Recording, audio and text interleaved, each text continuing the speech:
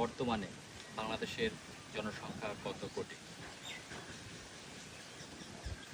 23 কোটি। শিওর? মানে আমি একটা আইডিয়া করে বলছি, ওইরকম ভাবে আমি গ্যারান্টি দিলাম না। সম্ভবত 23 কোটি হতে পারে। আচ্ছা, দর্শক ভাই বলো 23 কোটি, এটা রাইট নাকি রং আপনারা অবশ্যই কমেন্ট করে জানিয়ে দিবেন।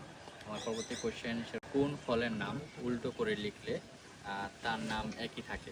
একটা ফল, তার নাম উল্টো করে লিখলে তার নাম একই থাকে।